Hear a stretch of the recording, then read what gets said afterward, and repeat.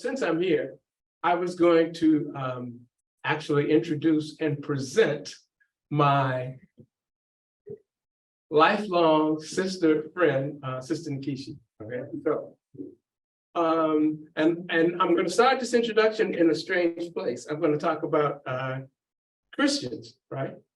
Strange for both say Christians. Now, when Christians discover Christ, when they find Christ, they say that they're born again, right? They say that they're born again. Well, in our community, and what we used to call the struggle, we also were, in a sense, born again.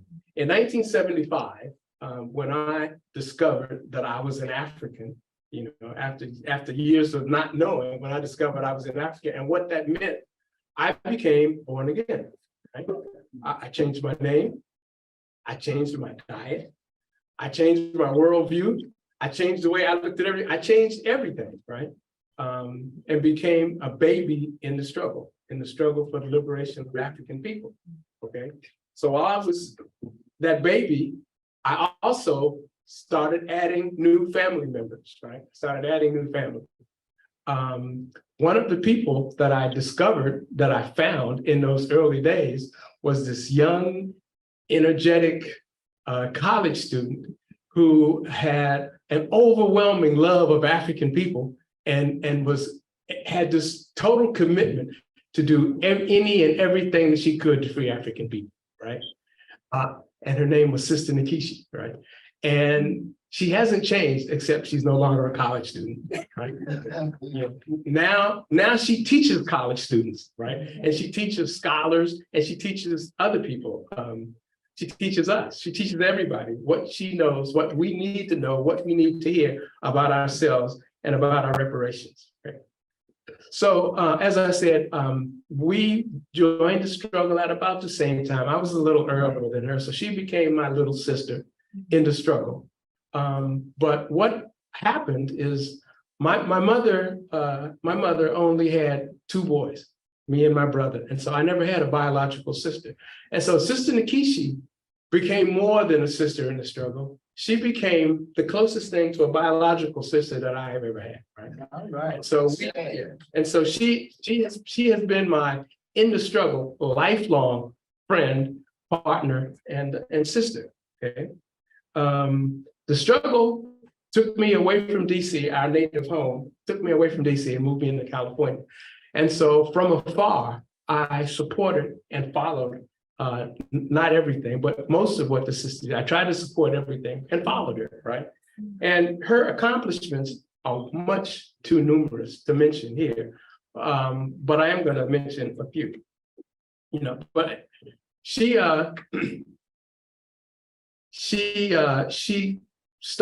taught in independent schools, much like Ileoma says. She taught in schools like that. But then that wasn't enough for her. She started her own school, right? She had her own independent school in Washington, D.C.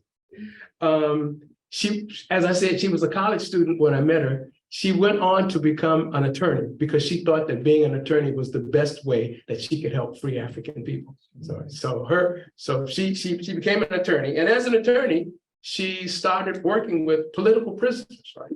And she is still today an advocate and a defender of political prisoners. And in fact, she was instrumental in getting people that we know of, hopefully you know their names, Sundiata Acoli and Geronimo Pratt. She was instrumental in getting them freed from their jail cells, right? She's done that.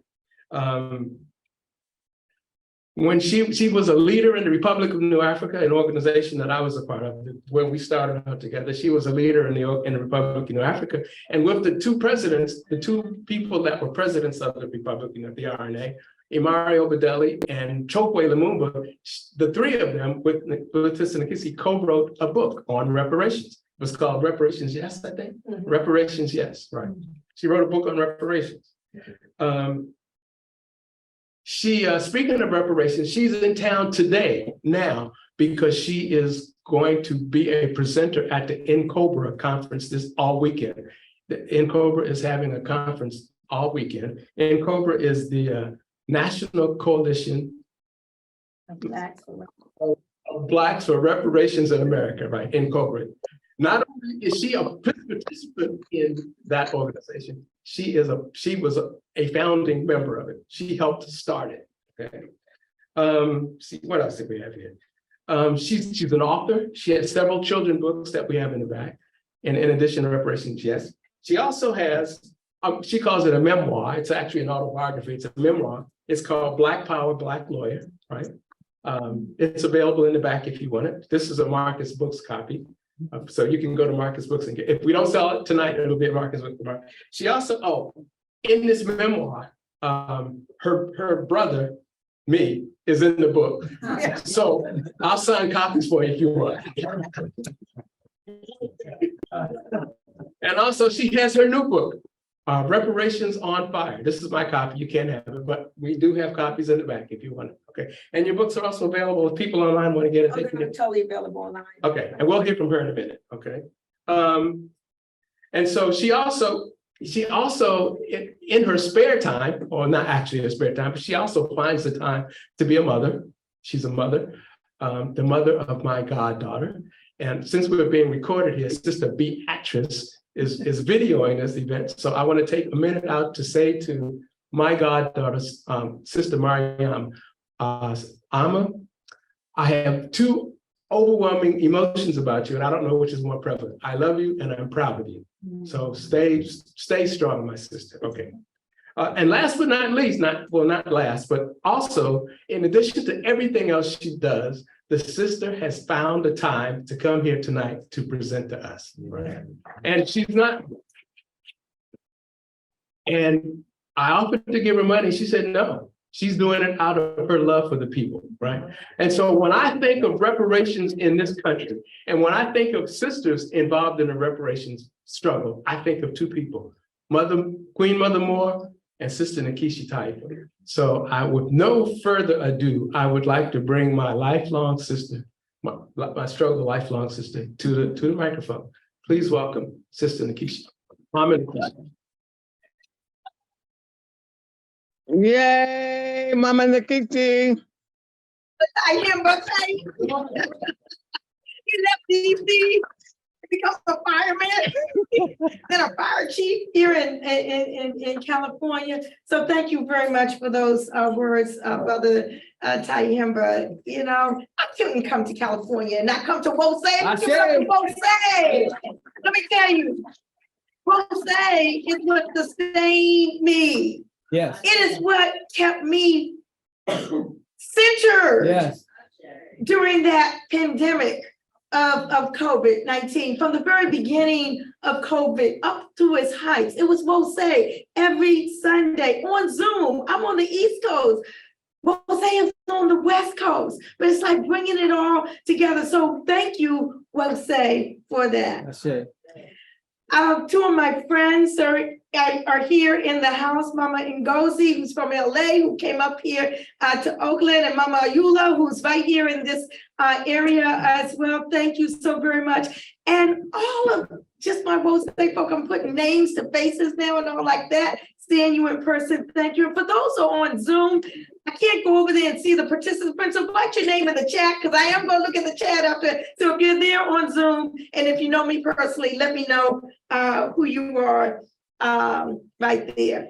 So I'm going to share a couple of things with you, and yeah, I'm going to just share a couple of things. But you know, when we talk about the pandemic, it's hard for me to even imagine that published 5 books during the pandemic, y'all.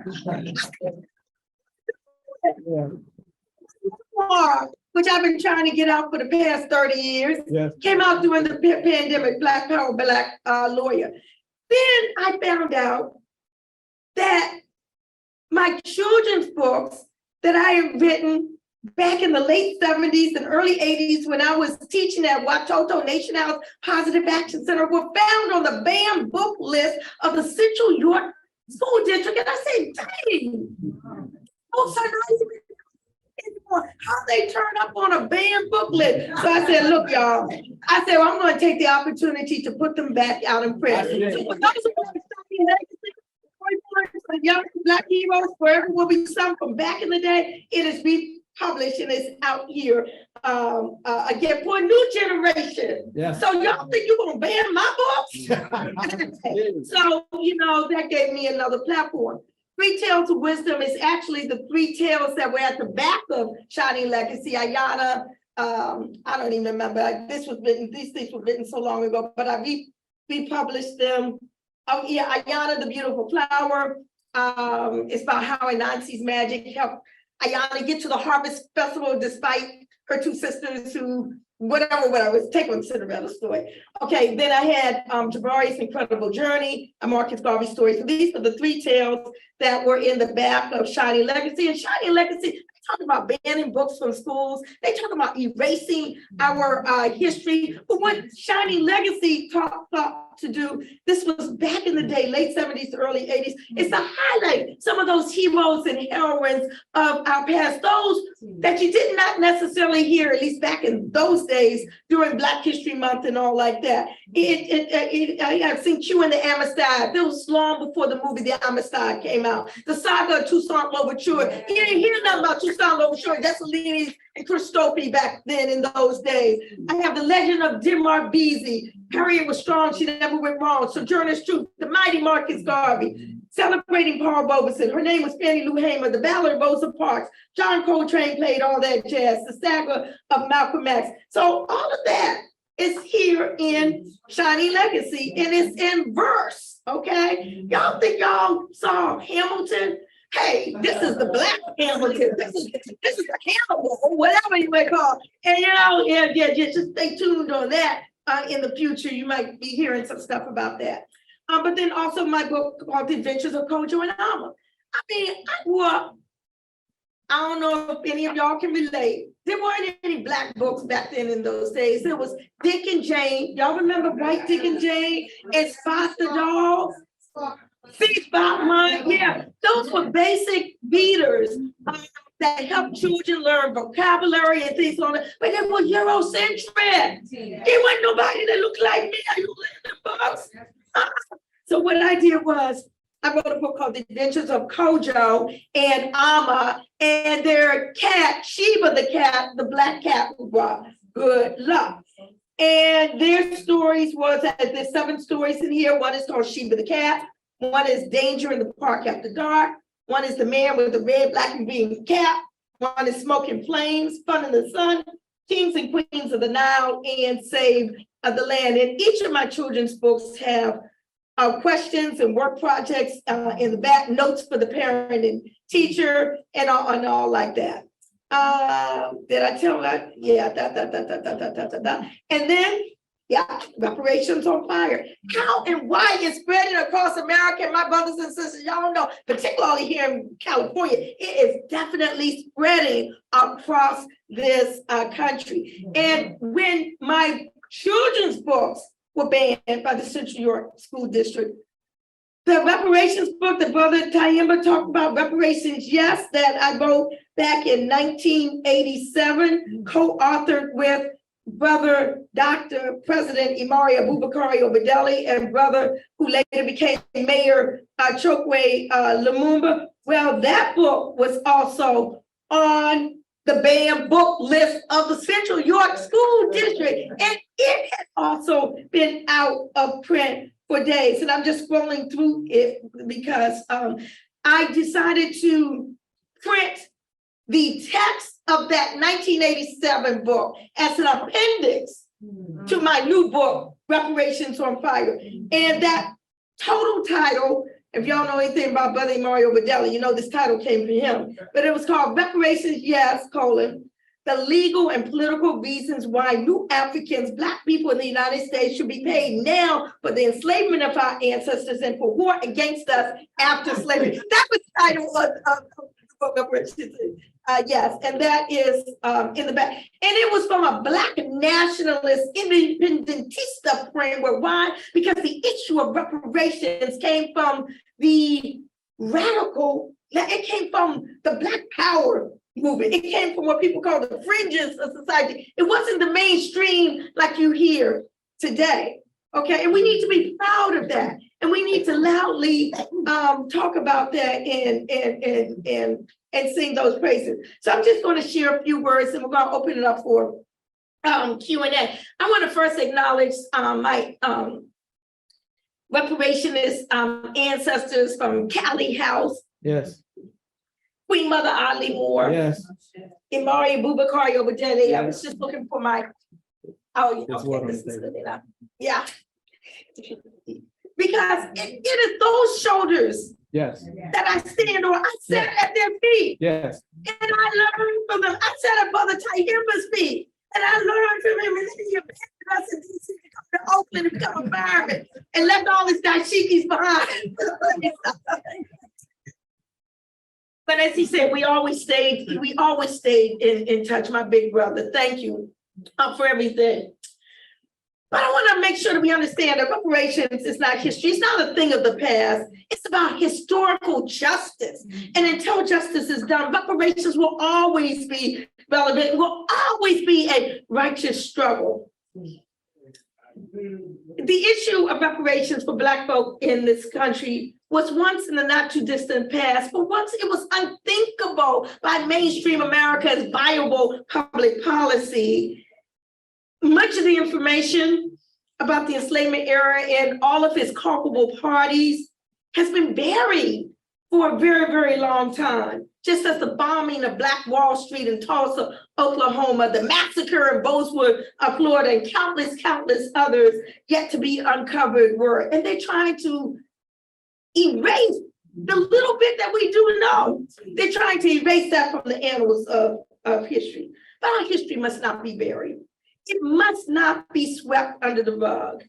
And we, the descendant victims, must not be the only ones to uncover and unpack it. Indeed, my white colleague, Katrina Brown, she uncovered evidence that her ancestors were the largest slave trading family in US history. She documented her roots, that they brought over 10,000 Africans to the Americas in chains, and the Sundance acclaimed film Traces of the Trade, a story from the deep north, not the deep south, but the deep north. She stressed that the slave trade was not just a few people taking a boat and sending it out. Everybody in the town lived off of slavery, she said. The boat maker, the iron worker who made the shackles, the coopers who made the barrels to hold the rum, the distillers who took the molasses and the sugar and made it into the rum. Literally, she said the whole town was dependent on the slave trade. Wealth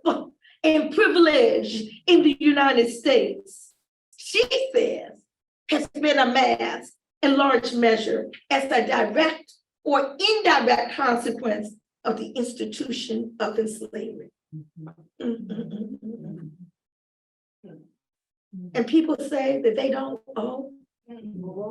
People say that this was California, it was not a slave state. I mean, you know what I'm saying? Everything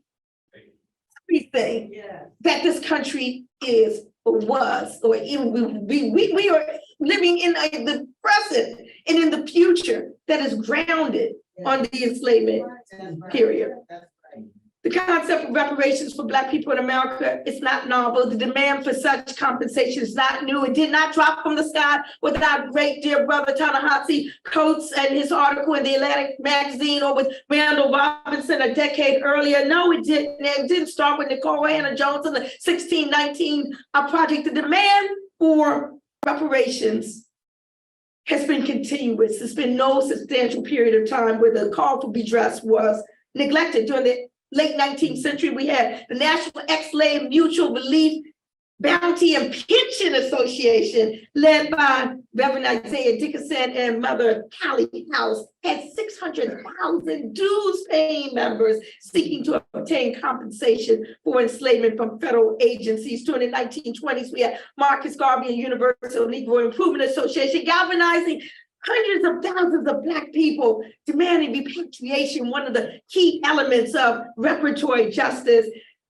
The early, during the 1950s, through the 60s, through the 70s, through the 80s, through the 90s, up until her death, we had the great Queen Mother Audley Moore of New York, who presented a petition for reparations to the United Nations on behalf of her Ethiopian Women's Association. It was the Black Panther Party, okay, right here in Oakland, California, listed in 1968, point number 3 of their 10-point program dealing with the issue of redress and repair and payback for enslavement. The Republic of New Africa demanded, as part of its Declaration of Independence, we claim no rights from the United States of America other than those rights that belonging to oppressed people anywhere in the world. These include the right to damages, reparations due us for the grievous injuries sustained by our ancestors and ourselves by reason of United States lawlessness. I mean, those were the things that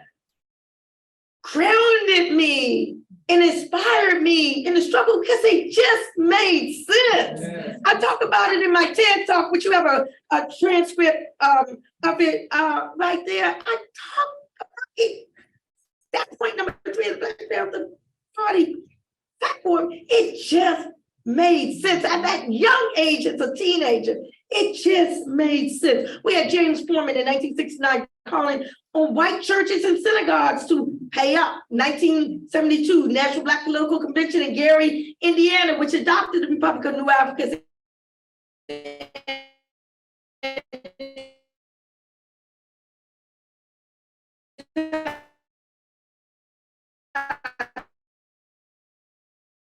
Depression, when these things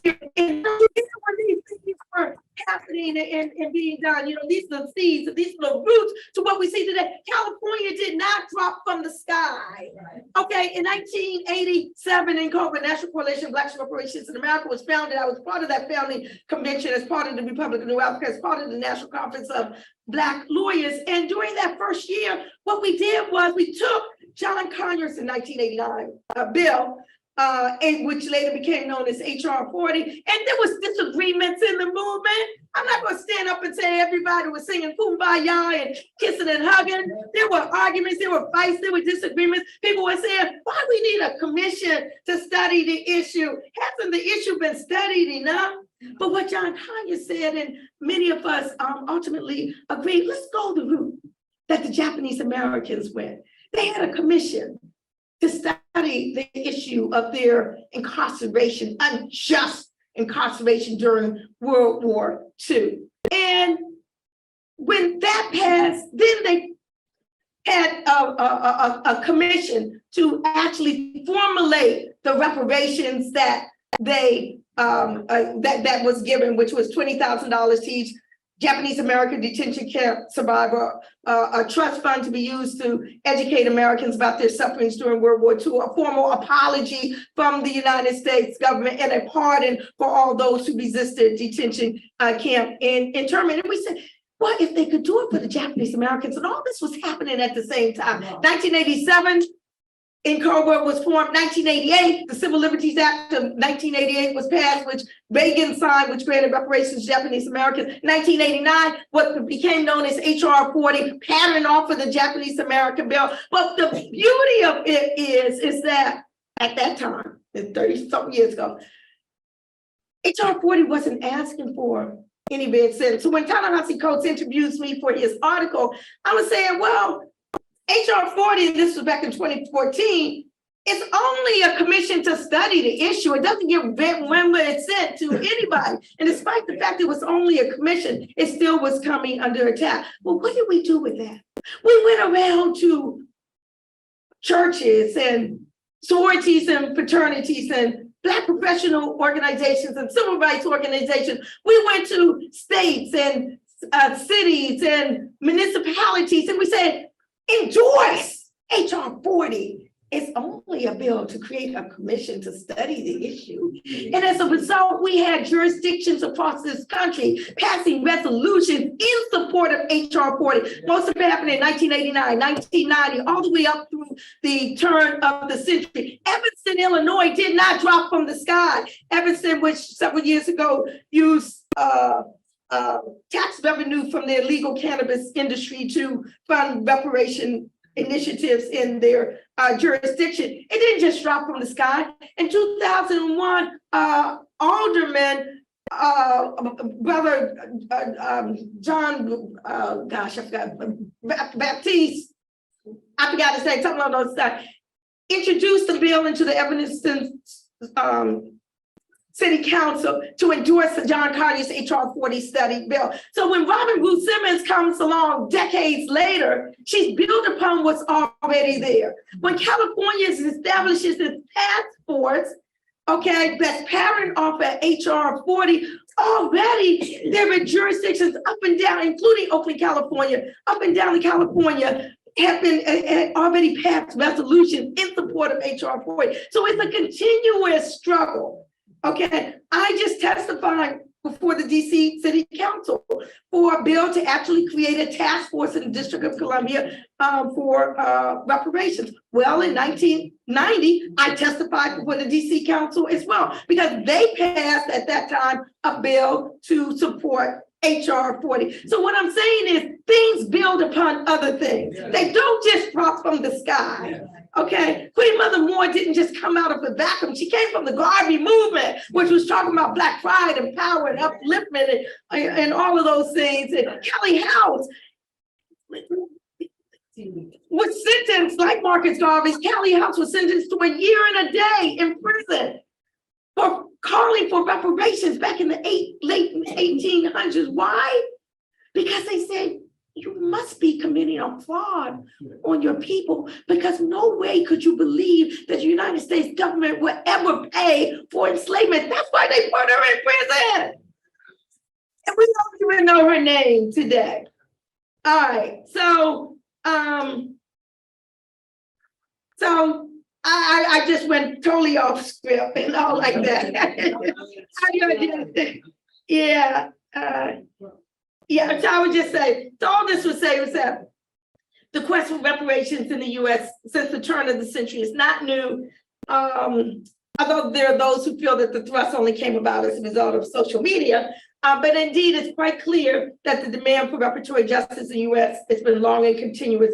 And I submit in the context of Black people in the United States, the quest for reparations essentially constitutes 4 elements. Number 1, the formal acknowledgement of historical wrong in an official, unfettered apology for the dehumanization and atrocities of the enslavement era. Why do I say unfettered? Because in 1989, the House of Representatives and the Senate both passed resolutions apologizing for slavery. However, the Senate bill contained a clause that the specific disclaimer that said you cannot use our apology in any way, shape, form, or fashion to justify any support of a legal claim against the United States. So it was never signed into law. And the audacity, the absolute gall and the audacity. So anyway, number 2, the recognition that the injury has continued throughout the years and still manifests today. Number 3, the commitment to redress by the federal government, which sanctioned the enslavement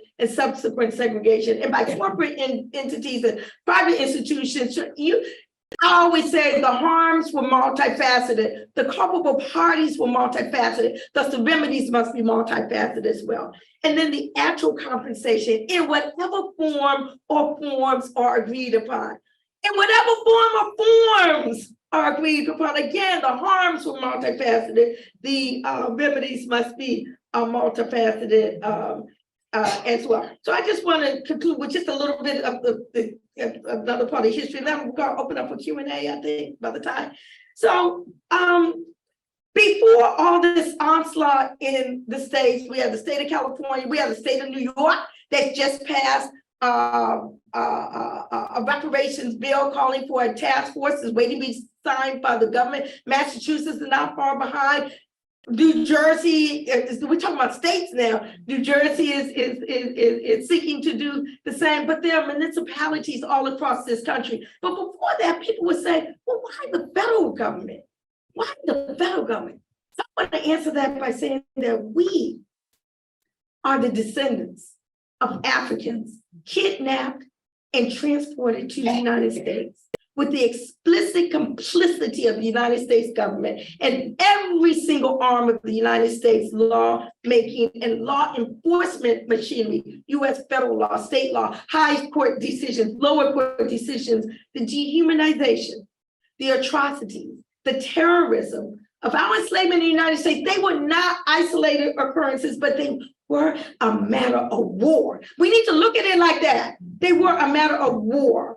War conducted under the specific authority of the United States Constitution. The kidnapping was a wrongful act for which our ancestors and we as their heirs are entitled to damages. The enslavement was a wrongful act for which our ancestors and we as their heirs are entitled to damages. The stealing of a labor was a wrongful act, as are the genocide that we are still suffering. That's a whole nother presentation, but no other day. Would y'all say about the genocide thing? That's a whole nother. So anyway, U.S. Constitutional Article 1, Clause 1, Section 9 expressly guaranteed and sanctioned the importation of kidnapped African prisoners of war to every state that might desire us until the year 1808. Prisoners of war.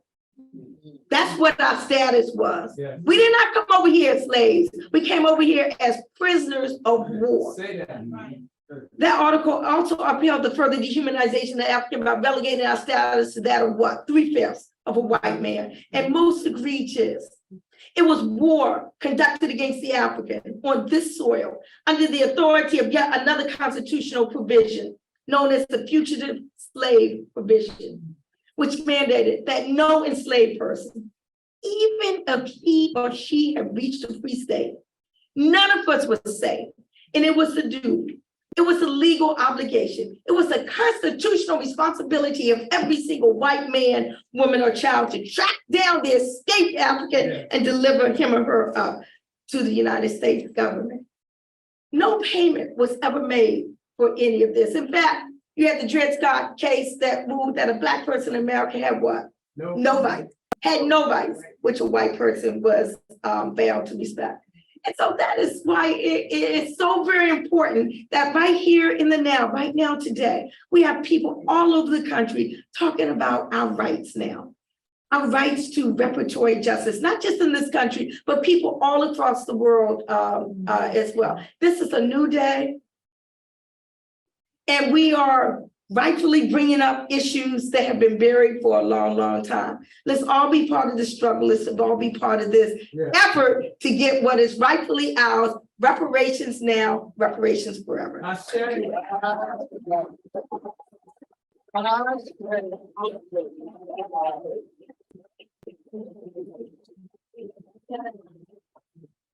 So as you have heard, this is a special treat. And it's not over with. Just to throw in a little softball before we're gonna have some more entertainment. You know, the issue of reparations, because there's some Black folks who have issues with it, but no one seems to recall that right after slavery, white folks got reparations. The slave owners, and for those folks who like to dismiss California, it's not just for slavery, it's for the periods afterwards where the institutionalized systemic racism built off of slavery continued on. So we ain't got to compartmentalize and argue about the details. Let's stay with the basics. What's always due. And the issue should only be how much and when and how we gonna split it.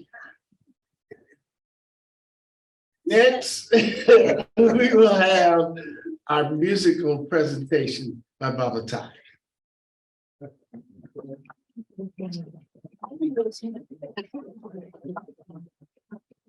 Greetings again, Mose. Actually, it's not a musical presentation. I was kind of shocked to see my brother, who's going to be playing the cool run, come limping on crutches. So I asked him if he's good. He said, "Yeah, I'm good. I'm good." So we're going to do it. So what we're going to do is some of you will recognize the brother. His father is a longtime member of Mose. He's in the front row here, Brother John Curtis, and this is Brother Curtis's son, who's just back from Ghana, where I assume he learned to play this instrument, and his name is Brother Soul. And Charles, let's get him in the camera. So I don't know if let's get you in the camera, brother. And do you need a mic? Oh, you get okay, and so while we're doing this, I talked earlier about how Nkechi and I were babies in the struggle together. And back in those days, when I was like the head of the Republic of New Africa chapter in Washington, D.C., and Nkechi was my right hand. I guess I can't say man. Nkechi was my right hand person who did all the work. It was easy to be leader. It was easy to be the leader when you had Nkechi.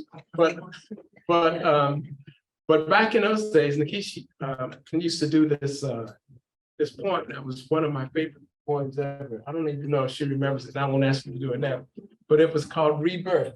Oh, We used to do this point. Yeah. And so whenever we did a lot of programs similar to this. You know, we never had anybody as influential as Mama Nkechi come speak with us, but we would have people come and we'd do programs. And so I'd always ask her to do this poem, and she would always do it. And so now I want to turn the tables on her and do an original poem of mine for her. Okay. And I'm going to have the Kura as a background. All right. I don't know.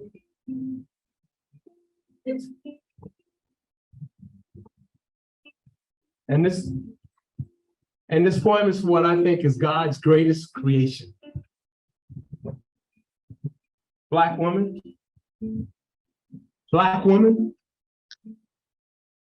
Black woman, when I look into your eyes, let me tell you what I see.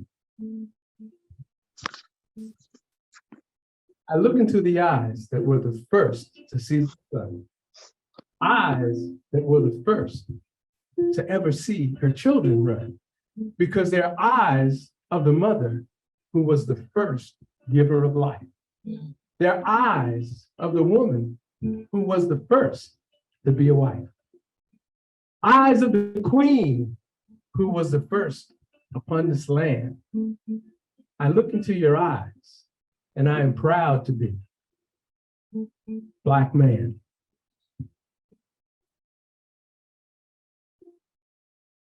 Black woman, when you speak to me, let me tell you what I hear. I hear the quiet regalness of Queen Hatshepsut sailing a barge on the Nile. I hear the earthiness of Billie Holiday, a voice with grace and style.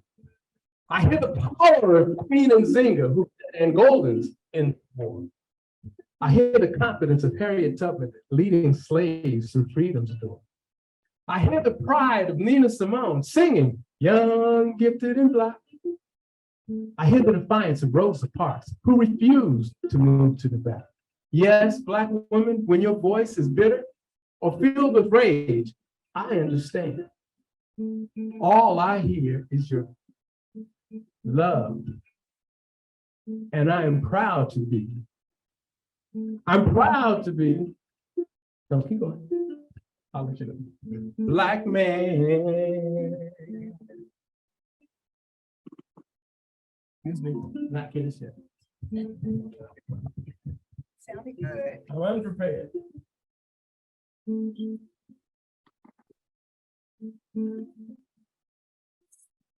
Black woman, when I look at you, let me tell you what I see.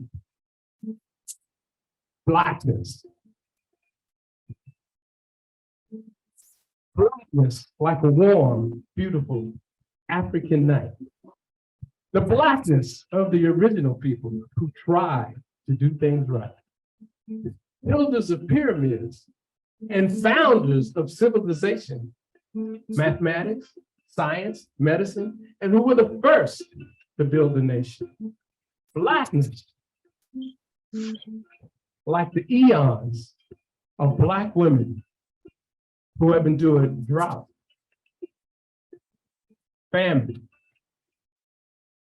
capture, the Middle Passage, slavery, seeing their men killed and their women and their children taken away, and who come back to face the world with hope in their eyes, a song on their lips, and a smile on their beautiful Black faces. Yes, Black women, your Blackness is a badge of courage, strength, endurance, but most of all, beauty. So wear it well, my sister, because it is a beautiful hue. Never be ashamed of it, because Blackness is beauty and Blackness is you. Yes, you are Black and you are beautiful. And beside you, I'll always say, and I'll tell the world that I love you and that I am proud to be your man.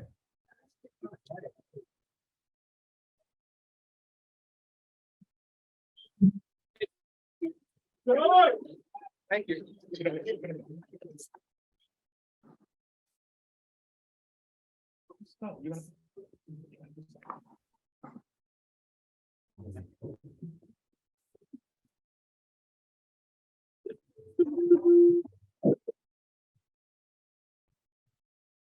Hello, how y'all doing tonight? This evening. So I'm Brother Soul. I'm back from Ghana for 2 years. And my brothers and sisters out there said that I had to go and support them in their fashion shows, and musical tours, and record company, farming. So I'm creating a business where we charge our souls together and raise our frequencies with various activities so that I can raise money and thrive with my friends in Africa.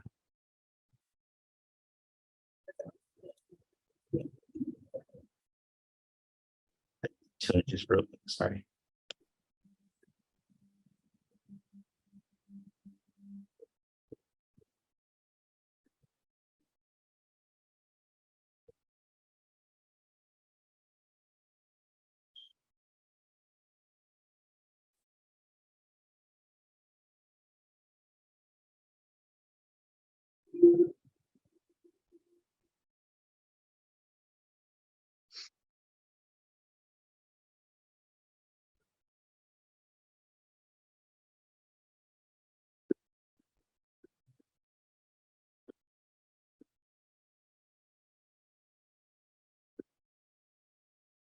Just a second.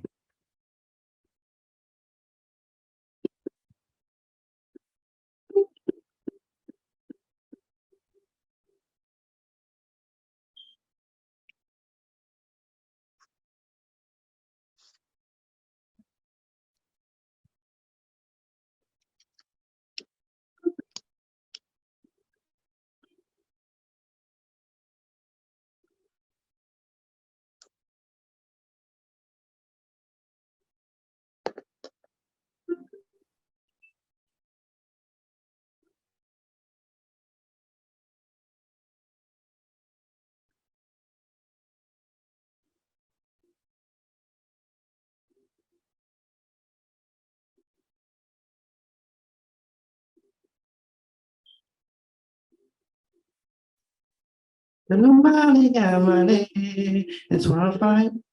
To nobody got money, 105. To nobody got money, 105 miles a day.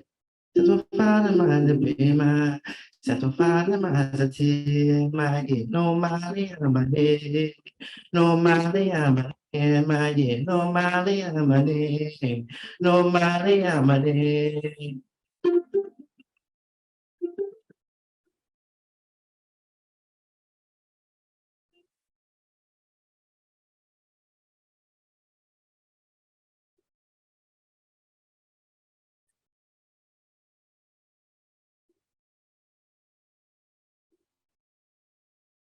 No money, money, 25 miles a day. So no money, no money, no money, money, money, 25 miles a day. So no money, baby, my, so 25 miles a day, money, no money, money. Money, money, money, no money, money, money, money, money.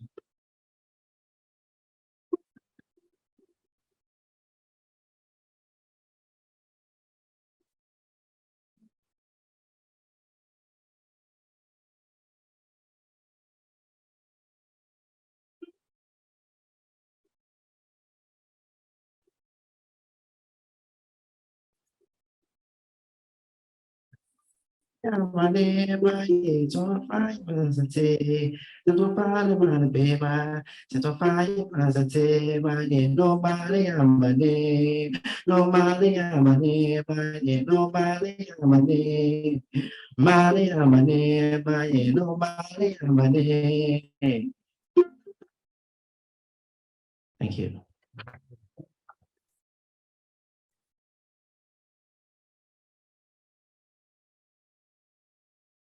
One more, or?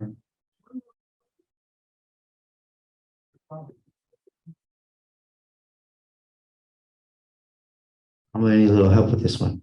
So this next song is called Sente Conefe, and it's about a bird having no breast but can still feed her young. So as a call and response, I'm gonna say Sente Conefe, and you will say Allah Baya Dimbalo, and you guys will clap. Yeah. Allah Baya Dimbalo.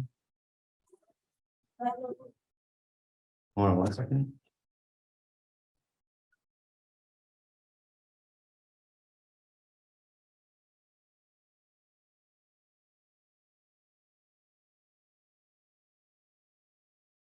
You say the response one more time? Yeah.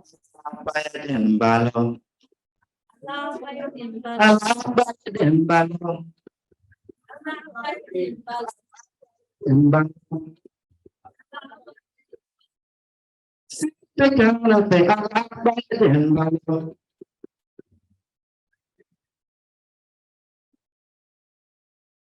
Almost there, almost there.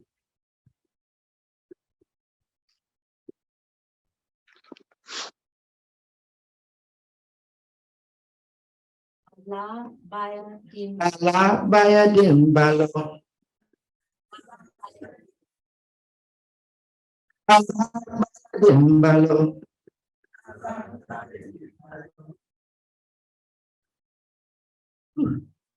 I just got these strings because I broke it and I had to get it replaced. So All perfect.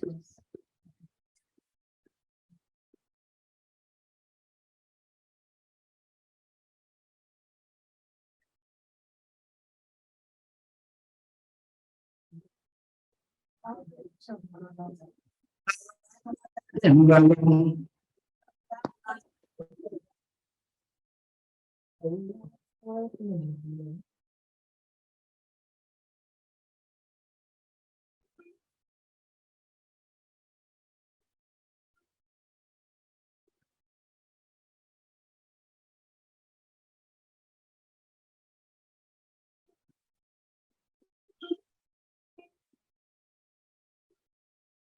Sente Conefe, Allah Baya Dimbalo. Sente Conefe, Allah Baya Dimbalo. Sente Conefe, Allah Baya Dimbalo. Allah Baya Dimbalo. Sente Conefe, Allah Baya Dimbalo. Sente Conefe, Allah Baya Dimbalo. Allah Baya Dimbalo. Dimbalo. Dimbalo. Allah Dimbalo. Dimbalo. Sente Conefe, Allah Baya Dimbalo. Sente Conefe, Allah Baya Dimbalo. Conefe, Allah Baya Dimbalo.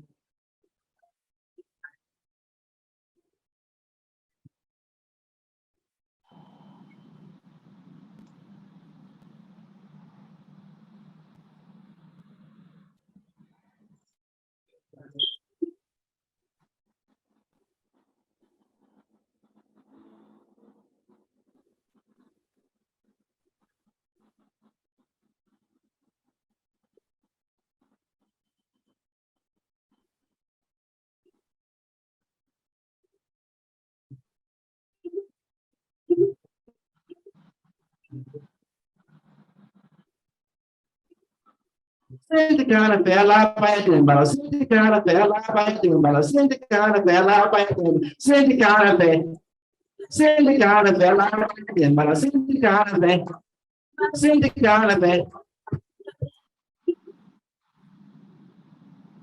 you.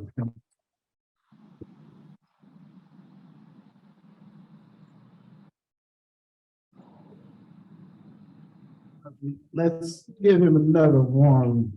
We'll say that.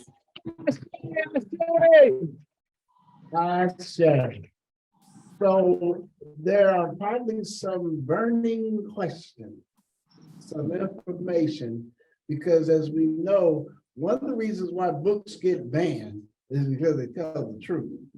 Never do mythology books get banned. But when you're trying to tell the truth, besides banning, there's also misinformation. Yes. So we have to counter those things. They call it gaslighting to make it sound innocent and harmless. But really, they're trying to deceive folks. So we need to get accurate information. And since we have the opportunity of someone who is a repository of some of these facts and information, we want to open up the floor. Is there any more folks online? There's at least 4. Okay. There's 24. There's 24. Awesome. So, Hey, can I ask a question? yes. Okay. I'm gonna take off. I'm sorry we're not there, Nkechi. But I just want to let you know that I have your book. It's a very good book, and I wanted to ask you, why did you make each chapter like you used a song, like chapter 1 was "Ooh Child, Things Are Gonna Get Easier," and chapter 2 is "Say It Loud, I'm Black and I'm Proud." Can you say what your inspiration was for doing that? Okay, yeah, you're talking about my memoir, Black Power, Black Lawyer, our Dacian husband. And yeah, I started out each chapter with a song that I might have, I'm gonna need to pull up my book, that inspired me, that had relevance to what was going on in that particular chapter. Thank you so very much. Yes, that ooh child things. I mean, you know, the memoir is about my life. Yes. The good, the bad, the happy, the sad, the spicy, the salacious. I mean, you know, there's a lot of stuff in there. But it's powerful as well. But music was powerful. I mean, it's like, I would always say, well, these were the things that I learned from some of my elders, Reverend Shakamusa, Baba Shango, Brother Vasabik, where you see Brother Maulana, Doug Jones, you know, folk that I kind of grew up in the DC community with. And we was talking about when the music was strong, the people were strong. The struggle was strong when the music was strong. I mean, you know what I'm saying? And I incorporated that in the chapters of that book. Ooh Child, Things Are Going to Get Easier. That was about my early life, you know, hair, skin, and other food experiments. 1954 and before, the pony incident in Emmett Till, you know, Me Too, long before there was Me Too, stuff like that. And then the next one, Say It Loud, I'm Black and I'm Proud. That was a chapter that dealt with my coming of age, you know, going to all white girls Catholic school in Maryland, my African name, which I adopted when I was age 16. Good girl, bad boys in the struggle, you know, little militant me. I'm flirting with the Black Panther Party, Brothers from the Nam. So all of this was like, Say It Loud, I'm Black and I'm Proud. And then chapter 3 was Soul Rebel, you know, that reggae song, Soul Rebel. And, you know, it's my college student, Brother Tyehimba, talked about that, college student, revolutionary poet. Jesus was Black and had 2 wives. The Garvey movement was personal to me, things like that. The next chapter was like, a change is gonna come. That was my rooting in the Republic of New Africa. Part of that chapter was, you mean we're not really US citizens? And who are those Henry brothers? And a Black nation in the South? I take on Aretha Franklin's daddy's church, be the land of Republic of New Africa, 11 and COINTELPRO, love me some New African political science, etc., etc. And the next chapter, get up, stand up for your rights. And that's when I talk about reparations and educate. Y'all remember that? How you gonna make the Black nation rise? Agitate, educate, organize. Y'all remember that from the 70s? Okay, so anyway, sex, lies, and videotape. Free Southern Africa. Blah, blah, blah. And it goes on. What's going on? Every little thing is gonna be all right. I feel good like I do that with Fight the Power. Tears of a Cloud. So you're right, Baba, Minister Imhotep. Each chapter was prefaced by the title of a song during that time. Those were the days with songs, y'all. Who can identify with that? You know what I'm saying? Hey, yeah. So thank you for the question, and those are the reasons why I chose to do it in that way, shape, form, and fashion. Thank you. Awesome. All right, is there someone here who would like to ask, pose a question? It could be either about her books or as you or your reparations.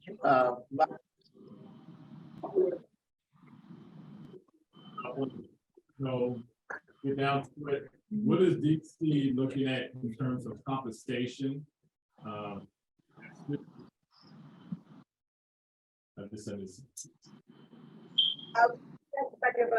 Desmond, yes, there is a bill that was just introduced into the DC City Council to set up a task force to study and make recommendations similar to what is happening in California right now. So it's not for the council member who introduced this and say this is what it's going to be, ABC 1, 2, 3, but to set up this task force that will look at the issues with respect to DC. As Minister Malley very correctly pointed out, reparations were in fact paid at the end of the enslavement era in DC. They just weren't paid to Black folk. Pursuant to the DC Compensated Emancipation Act, reparations went to the white slave owners. So there were over 100 people who testified last week for the DC City Council on all sorts of issues, and some of which was something that I didn't even know about until recently in my own community where I live.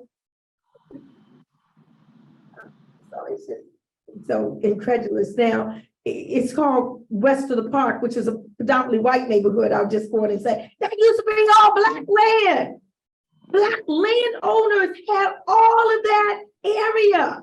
The school where my daughter went to elementary school, they stole that land from the Black landowners because they wanted to build a white enclave in that area and build a school for white children and build a playground. Lafayette, I'm talking about at Chevy Chase, DC, Broadbent Branch, and along that used to be Black owned property that was stolen via what they call eminent domain, similar to what happened in California, right here, Bruce's Beach, Manhattan, California. That land, that bountiful beach property stolen from Black folk by the government through eminent domain, and they recently had to give that back. Yeah, they gave they also gave the surviving members. We have another question on Zoom, if you guys are ready. Question on Zoom. Hold on for a second. Brother Desmond, were you asking also, was there an actual amount? Well, yeah. Yeah, that being, yeah. Oh, that I might be seeking. Oh, I thought you was, okay. So I want to be very, very honest. I spent the majority of my life just trying to get people to feel comfortable saying the word reparations. Yes. So I had not even given a lot of thought until very recently. I'm beginning to think of envisioning exactly what that reparations can in fact look like. I've always been one to believe that, yes, it does include a check, but it includes a check plus more, because no amount of material compensation or resources can ever compensate for the ma'afa, or the Holocaust and genocide that we went through and that we are still going through. Say that. So I always say the harms were multifaceted, the remedies must be multifaceted as well. So it's not just one remedy. Cash my humble opinion, some of my colleagues disagree with me, but in my humble opinion, cash is definitely a part of it, but it's not the end all. And it's not just a matter of compensation that closes the black-white wealth gap. There's so much more to the injury than the black-white wealth gap. Yes, that is a huge part of it. But what about the black-white health gap? What about the educational disparities, the psychological harm, the loss of the right to self-determination? All of these are factors that need to be put into it as well. So I'm in the right now, Brother Desmond, maybe you and I can put our heads together of envisioning just what that can look like. And what does Nkechi Tyehimba think? Because I haven't not really put that out in writing. I'm still listening to what people are saying and trying to gel it together in my mind as well. But now at least I've gone beyond the point of getting people to feel comfortable with the word. People are very comfortable with the word now, whether they agree with it or not. Yes. Mr. Evletep, there's a question online. Yes, sister, sister, go ahead. Your name is not listed, but I remember you from last class, and I just can't remember. Go ahead with your question. Well, this is Barbara. Are you speaking to me? Yes, I am. Hi, to everybody. I most recently had the inspiration to look into the name changing that's being talked about and activated, taking Confederate soldier and generals' names off and changing them to something else, which led me to Lake Lanier, which is a huge lake here just north of Atlanta. And as I began to read about Lake Lanier, I remember them saying there was a town that had been flooded and was underneath the waters. Well, I continued on and learned that this was a black town named Oscarville. From there, I was led to Lake Martin in Alabama, which borders on West Point, Georgia. And underneath its waters is buried and flooded out another town called Caliga. Now, when we talk about reparations, we have to include the Indians, the Mexicans that they ran back to Mexico, ourselves, of course. But the reparations is a real, I don't know if I should say, but slippery slope. But I don't even know if there's enough money on this planet to pay back everybody who was damaged, injured, killed, massacred, stolen from, bred like cattle. It is the most convoluted subject that I know of.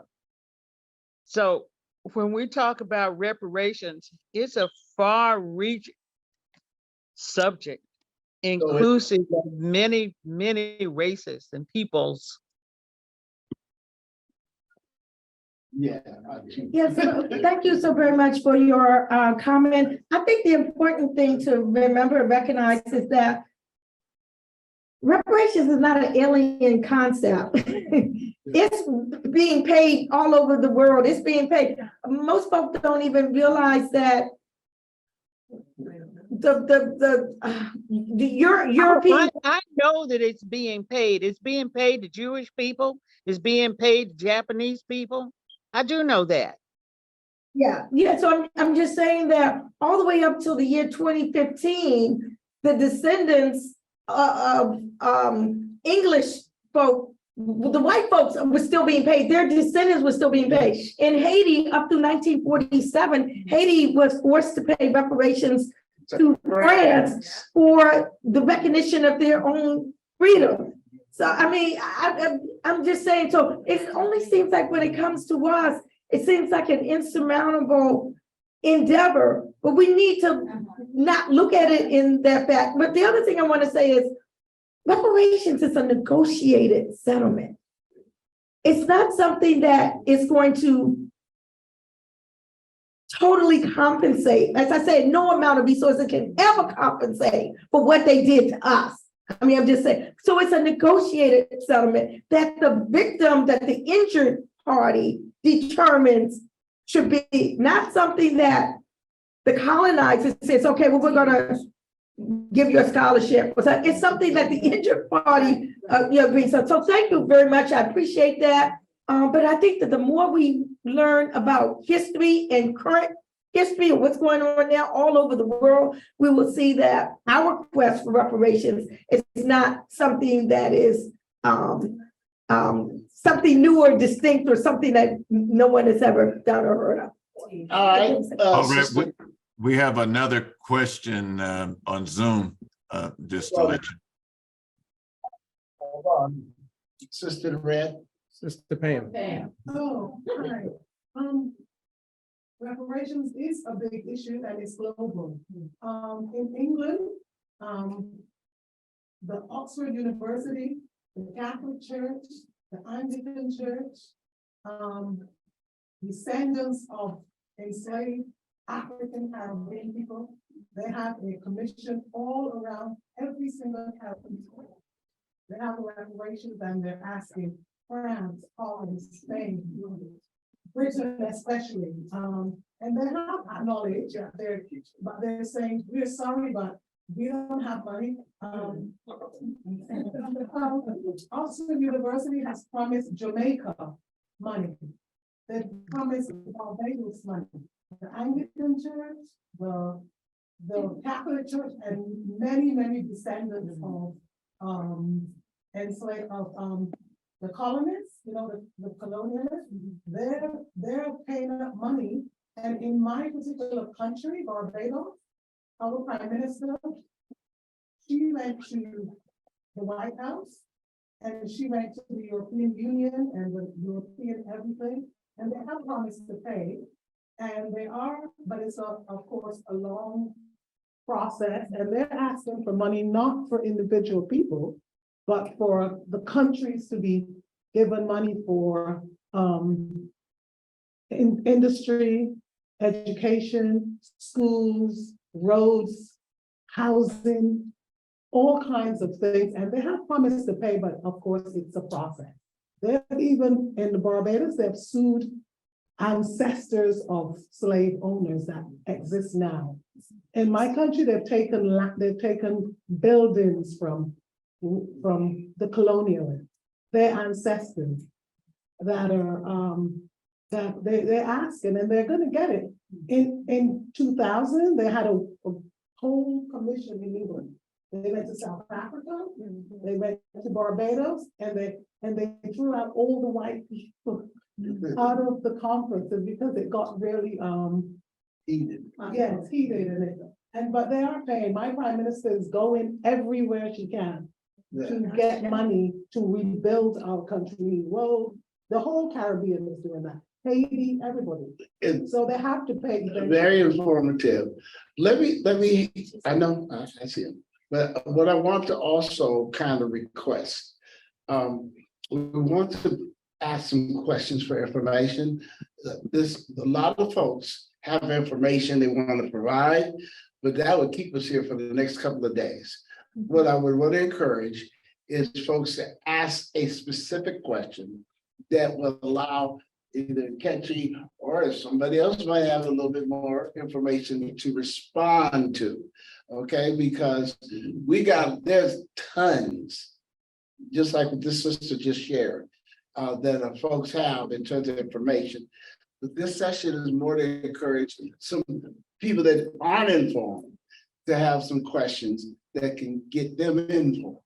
All right, so can we kind of guide it that way? All right, we have a question, Minister, on Zoom. Yes, come on with it. Sister Keisha, go ahead.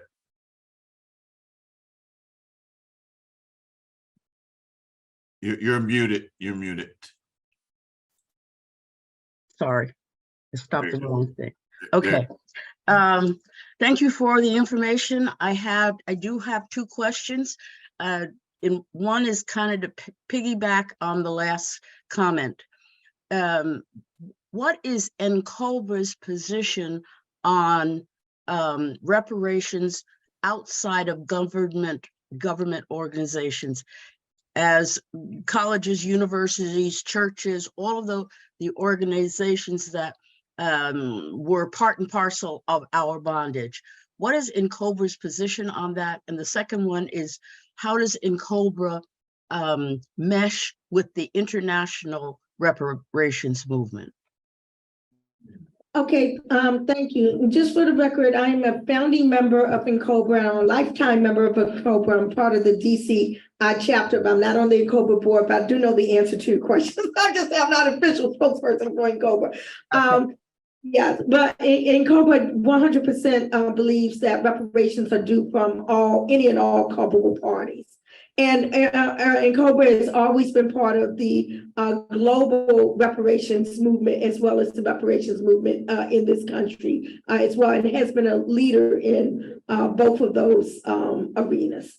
Is there a strategy around around involving the other entities besides government? I'm looking to see if there's a local way to follow a strategy. Okay, so this weekend is the 34th annual convention of NCOBRA right here in Oakland. That's what I'm in town for. So you're welcome to come and hear from the people who will be presenting there, et cetera, et cetera. They will be strategizing and all of that sort of thing as well. But I just want to say that there has been so much activity since 2020 in the reparations front, whether it's in the federal level, whether it's on the state level, whether it's in the local level, whether it's corporations and industries, whether it's academic and religious institutions or private estates.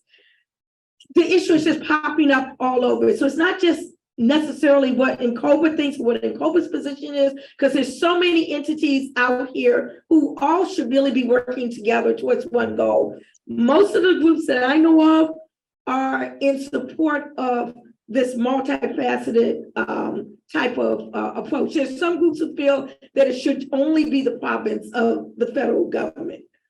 Okay, but again, the harms were not just the federal government. The harms were very multifaceted. I said there earlier in my presentation, Katrina Brown, my white colleague, whose slave-owning family brought over 10,000 Africans over here in the North, not in the South. She said basically the whole town lived off of slavery, off of the enslavement, off of the profits. They weren't in the South, but they were all connected. So there's culpability all over the place. So I'm not sure where you are. If you're in California, if you're in Oakland, you might want to come to the NCOBRA conference.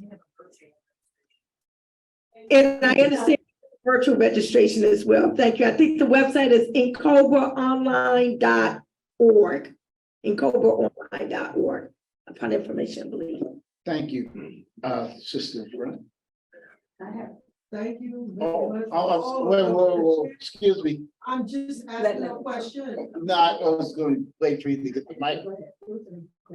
I was just waiting for you to get the mic. Oh, I didn't know I had to use the mic, but I really wanted to thank you for all of what you have shared.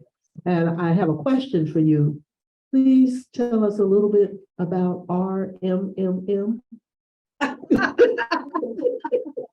All right, RMMM, the Reparations Movement Monthly Meetup. Thank you so very much for that question. The organization that I direct is called the Reparation Education Project. And one of the things we found is that there are a lot of entities, like I said, that have popped up over the last couple of years dealing with the issue of reparations, but many people don't know each other. They're not putting names to faces. They might be working on similar things, but in different parts of the country. So what the Reparation Education Project did was say, okay, on the last Tuesday of each month, we will hold a virtual meetup, is what we call it. It's not a meeting, not a strategy session, but simply a space for reparations loving people to gather online via Zoom, get to know each other, find out who's doing what, put names to faces. Here are some reparation 101 education, have some music, things along those lines, and get information, share announcements. So we do that on the last Tuesday of each month, which will be this Tuesday coming up, or next Tuesday, I guess it is. And it's online. If you go to reparationeducationproject.org and just scroll down, the login will be there for the RMMM. So how do you know about the RMMM? Because I've been tuning in on Tuesdays. Thank you. I appreciate that. Yeah. Go ahead, sister. Okay. Go ahead. Okay, so I have two more. I thought I was going to get a couple of minutes to speak, but this is not going to be possible. Let me start. Every time I'm for East Palo Alto for reparations, I'm a part of that. It's led by younger people. I'm following them, our babies. I'm following them, which I think is the only way we move our movement forward. Don't let stuff die with us. That's our mission. So there's a couple of things. When I go to the California Task Force meetings, I talk to the audience. Reparation is going to happen when we get together. We put aside, it's not all about me. It's not what I want, only my idea. We're going to put it, what we can get. I think you made a comment like that too. What we can get, that's going to be the benefit for the majority of our people. Yes. Not sell us out, Yes. but, and means I'm not going to get everything I want. Yes. Okay, I have my ideas. I've been working in the movement as long as you guys have, over 50 some years. Okay, so that's what I say when I go. I don't kind of debate the issues. I'm saying, let us get together. Okay. Now, this movement that reparations situation, I'm following the young people, and they've got attitudes about older people. They're saying, what did you do? What are the outcomes of it? In East Palo Alto, we lost everything.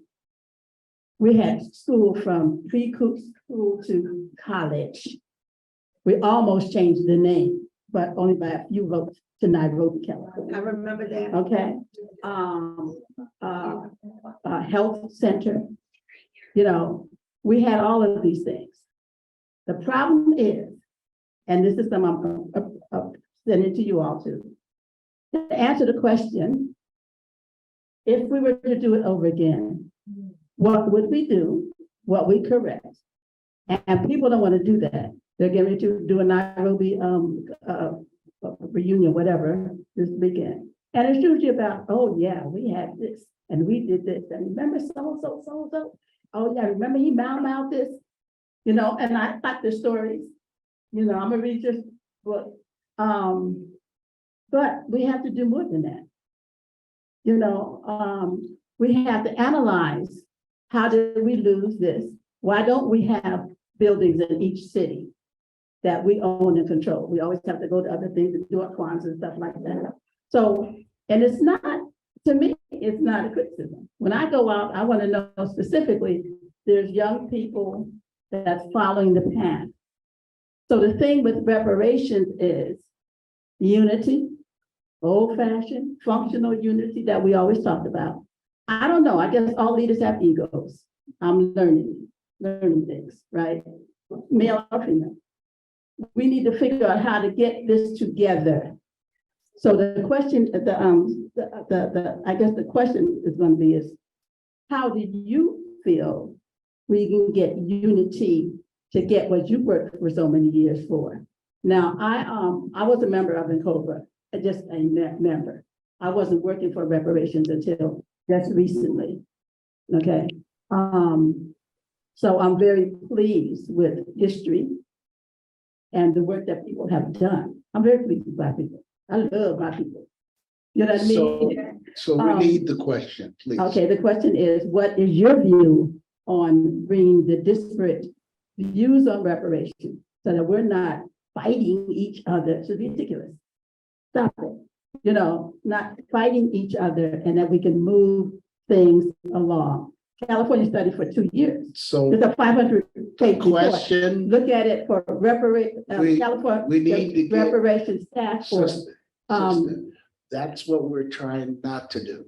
I hope I don't sound rude, but we really, I'm not gonna talk on it. No, So anyway, this I is think- not the What do you think about unity?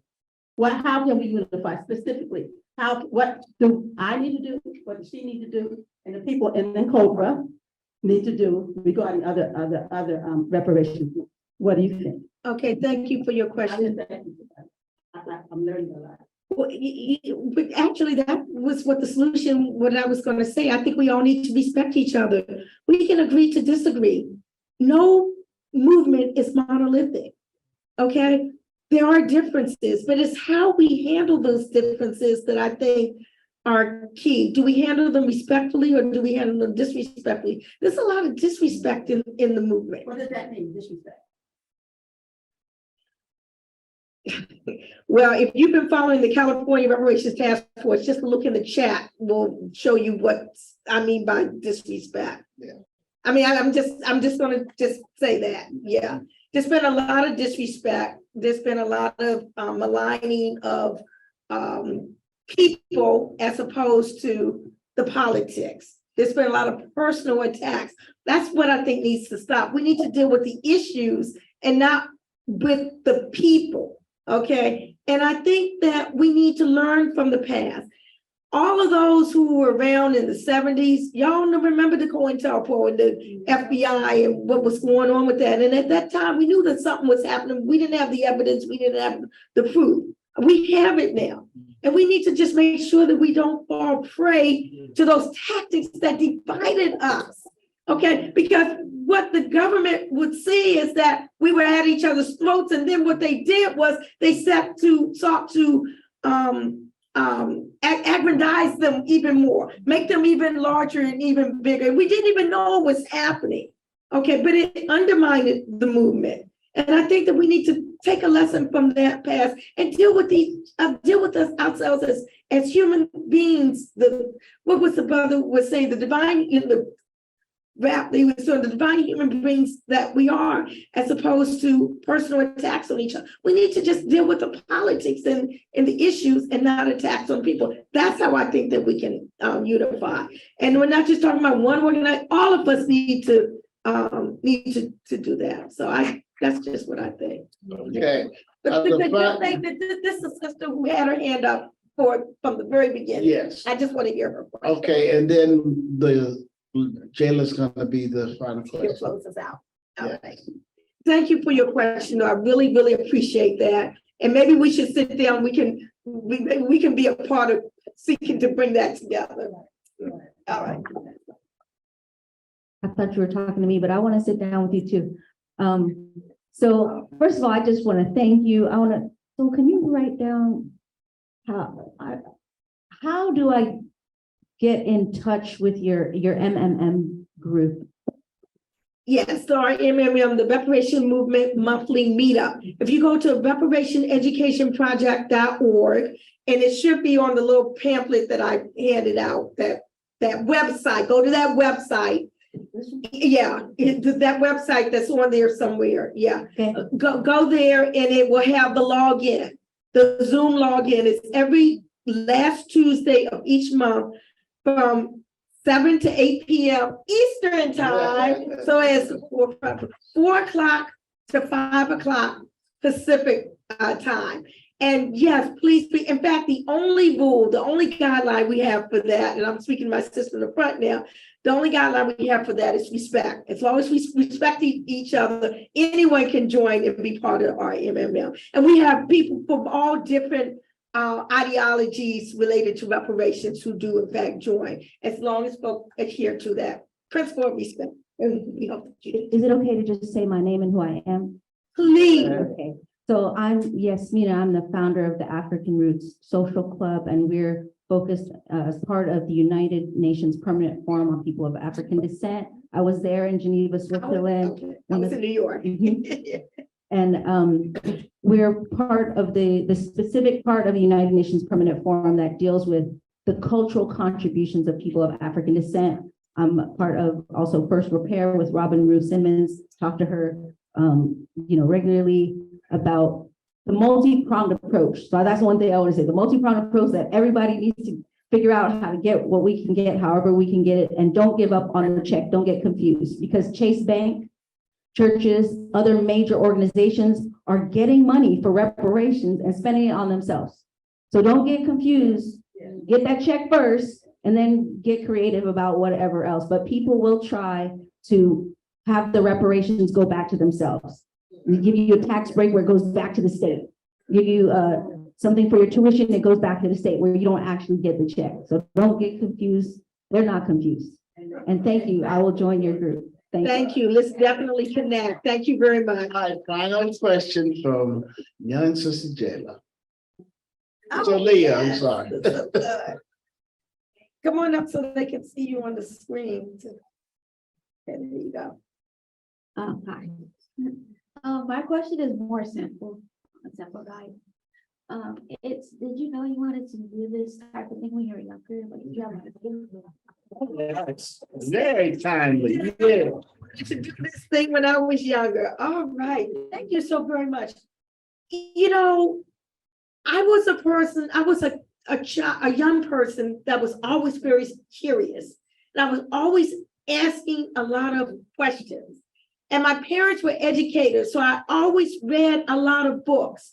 And there was a book in my family's den that I was just strumming through. That book was called A Pictorial History of the Negro in America. Okay, and it was written in the 50s or something like that, yeah. And I was flipping through and I saw in there information about a 14-year-old boy who was lynched and found at the bottom of Mississippi Tallahatchie River. And his name was Emmett Till. And it just had so much meaning to me because I was 5 months old when he was murdered. And I'm saying that murder didn't happen way back in slavery times, which in my young mind was millions of years ago, because I had no conception of time. It was happening right then in my lifetime. And from that point on, my sister, I knew I wanted to do something to make sure that young people weren't going to just stumble upon it like I stumbled upon it. Yes. And I wanted to make sure that there was some type of accountability or redress. I didn't know the word reparations back then, okay? But I knew that there was something out there that would fuel my passion. And I found it in reparations. I found it in Black nationalism. I found it in Pan-Africanism. I found it in the independent Black schools movement. I found it in fighting with the anti-apartheid movement. I found it with working to free political prisoners. And I found it with seeking to unban books that are banned. So thank you for that. And yes, at a young age, but I don't want young people to have to stumble upon it like I do. Yeah. So it's institutions like this, Ile, Emo, Omade, that teaches the children. It's institutions like this that helps to bring that about. Thank you. I'll say, this has been a very, very awesome experience. I know I could field another number of questions, but we do have time and we do have issues of trying to wrap this up. I just wanted to ask Minister Imhotep, you still there? Yes, sir. Would you like to have any closing statement? Just a really good conversation. I'm glad that people have stayed. There are 23 people that are on this Zoom call, so people are very interested, and a lot of good information. And please pay attention to the chat, because there were some questions that we didn't address that were put in the chat. You said you were going to check out the chat, and a lot of good comments. And sorry I'm not there, but really glad you could make it to Holly Street. I'm blessed to be here. Thank you. Yeah, thank you. So Baba Tai is going to have some closing instructions about how we going to deal with the food. and one of my favorite poets. And also, just as a kind of a summation, this should be food for thought. Yes. Everyone should have something they're taking away from here that should inspire you. Part of the unification is the way that it's been looked at. Unification doesn't mean homogeneous. It doesn't mean everybody's got to do the same thing the same way. What we work hard at is to not get in each other's way. And we can't ignore the system that we are coming out of. We can't pretend like ain't nobody listening outside of us. And there's been 200-300-year evidence that the other folks aren't going to make this process simple. And then also within ourselves, we're going to struggle with that. But let's understand, you all can be seeds. Yes. You can go out, share with folks more accurate, correct information, and encourage folks so that we don't have to keep having those histories. Because I remember little Nairobi, and the things that we've been able to accomplish are not unachievable again, but they have to be the groundwork for the lessons that we learn from, so that a Jalea and other young folks can pick up the ball. Because I know I'd like to be here another 100 years, but I'm not going to be. And one of the beauties that we can have is to share this information in a way that young folks get excited too. Yeah. And then they will be able to pick up the ball, because it's always the way it's worked for us. Every accomplishment through civil rights and everything else, and I'm a child of the Black nationalist movement. I grew up down the street from the original headquarters of the Black Panther Party. This is not an accident. And Oakland has been always an epicenter of powerful cultural, social, political change. So folks, you have been given some food to have. Please taste it, sample it, enjoy it, and then tell somebody else. Don't keep it to yourself. I say. Okay, so just a few quick things. First of all, let's show Mama Nkechi how much we appreciate it. Yeah.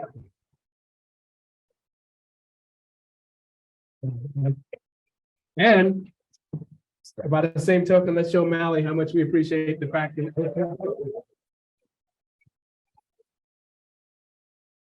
I want to thank all of you people online who stayed this long. Too bad you're not going to be here for the food fellowship. And for those of us who will be here, there's books that you can buy. Mama Nkechi has books. She'll be here. Perhaps she'll answer questions one-on-one as we eat. The way we're going to do the food, we have more people than we have food, unfortunately. Okay, we're going to log out now. While we. Oh, well, hold on. To check out the chat. All right. Minister Mattel, can you make a copy of the chat, send it to me? Absolutely not. Okay. So again, Minister Imhotep, thank you, and thank you all you people online. And it was wonderful having you all here on Holly Street.